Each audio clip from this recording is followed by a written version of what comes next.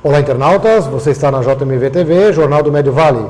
Estamos apresentando o programa Personalidades em Destaque, hoje com a presença do empresário e líder comunitário Cido Gesner Júnior.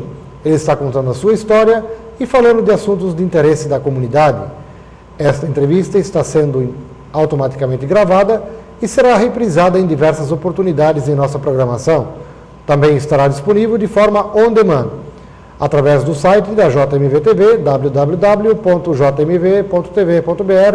ou através do YouTube. Acesse e recomende a seus amigos.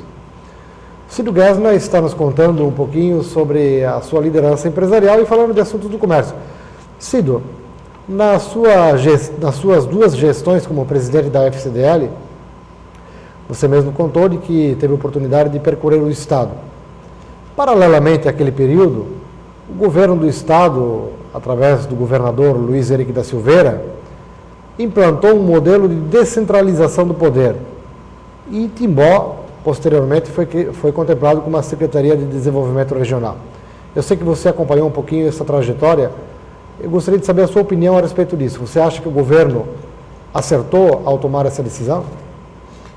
É uma situação assim, nós, quando eu estava à frente da FCDL, nós incentivávamos, inclusive implantamos uma coisa inédita na federação, que foi uma assessoria parlamentar. Nós tínhamos um funcionário que acompanhava tudo o que acontecia na Assembleia e, consequentemente, também as coisas de governo.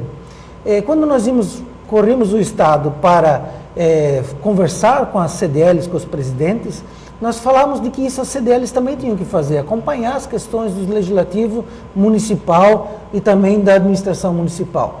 Com o surgimento das secretarias regionais, a gente lançou esse desafio, acompanhem também as questões do governo em sua região. Então, as secretarias regionais proporcionaram que as CDLs pudessem chegar mais perto dos anseios macro, porque é o governo do Estado que faz certas coisas no município, e não mais o município, né?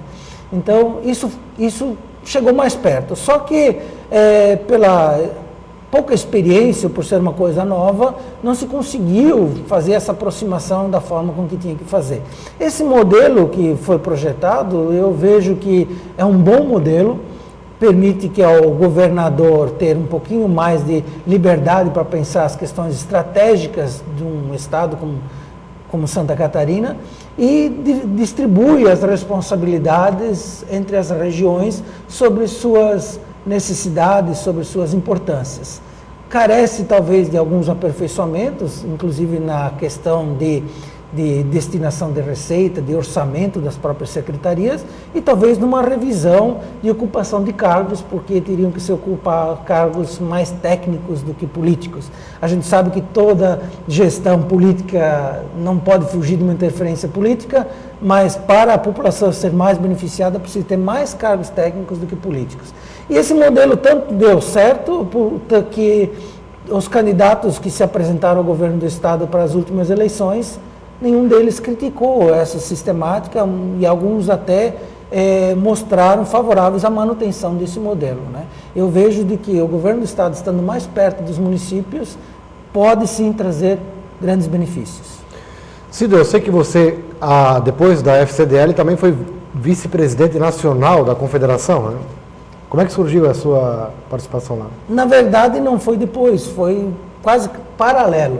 Como nós estamos à frente de uma federação de Santa Catarina, na qual promovemos grandes mudanças, e nos projetou em nível nacional e nós acabamos sendo convidados para participar como vice-presidente da Confederação Nacional dos Dirigentes Lojistas.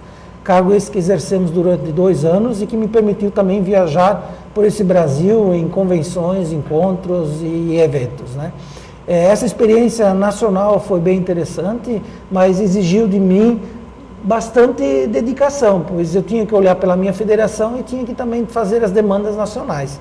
Então, uma vez por semana eu estava viajando ou para Brasília, ou para o Rio de Janeiro, para qualquer que for, mas foi bom porque a gente conseguiu mais espaço para Santa Catarina dentro dos princípios das propostas da direção nacional.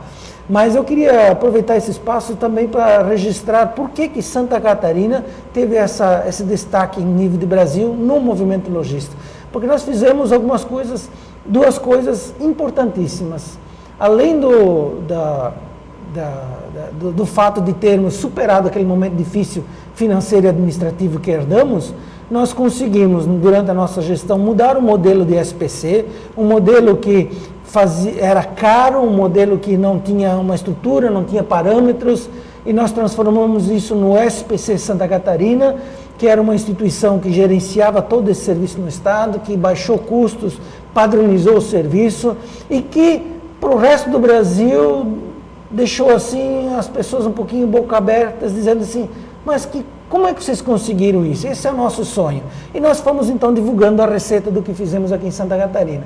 Então, esse fato da reestruturação da federação com a reestruturação do serviço SPC nos projetou tanto no Brasil.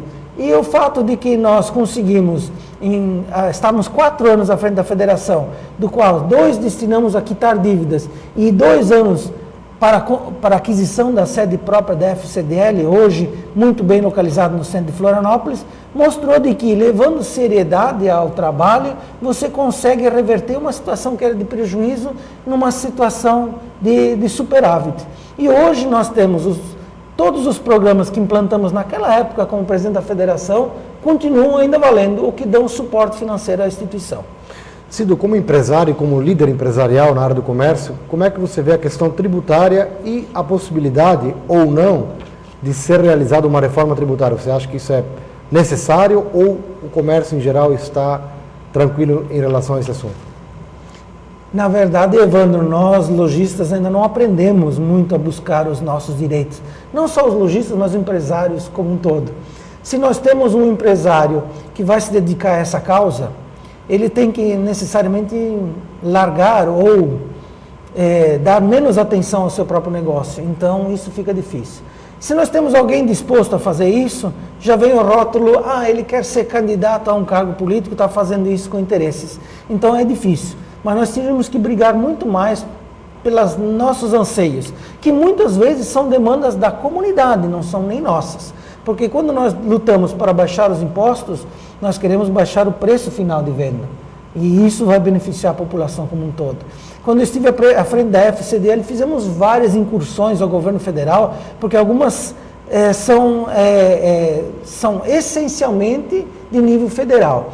Então, nós estivemos lá na questão de valorização do cheque, que não conseguimos obter muito êxito, se bem que hoje o cheque já não é a principal ferramenta de venda no comércio, e sim o cartão substituiu o cheque, mas nós fizemos outras excursões e nós não conseguimos muito efeito disso. A nossa grande esperança, Evandro, era de que fosse aprovado aquele Código de Defesa do Contribuinte. Tem o Código de Defesa do Consumidor e estava projetado um Código de Defesa do Contribuinte. Só que isso também, esse projeto nunca andou, não saiu do lugar. Então, as demandas que interessam ao governo, elas andam depressa. As que não interessam ao governo andam muito devagar, às vezes até param. Cido, como é que você vê, por exemplo, as últimas notícias falando na possibilidade da volta da CPMF? Algumas pessoas às vezes não entendem porque disseram assim, mas todos disseram que tirando o CPMF baixa o custo das mercadorias e na prática não se viu baixar os preços. Isso não é verdade. Se você analisar, você vai ver que hoje você compra materiais de informática muito mais barato que comprava no ano passado e até pela evolução dos processos, né? O que acontece é que enquanto que a CPMF deixou de existir e pesar no bolso, outras coisas subiram, a telefonia subiu e que deu essa contrapartida e que substituiu essas despesas. Agora, ela pesa assim, na hora de nós, empresários, fazermos o custo das mercadorias, nós colocamos todos os impostos, porque se não colocarmos os impostos, a médio e a longo prazo, nós fechamos as portas. Então, assim, o retorno da CPMF, eu acho que é uma coisa desastrosa, porque se nós analisarmos os números, e você tem esses números, Evandro, o governo federal, do jeito que está, a cada ano arrecada mais.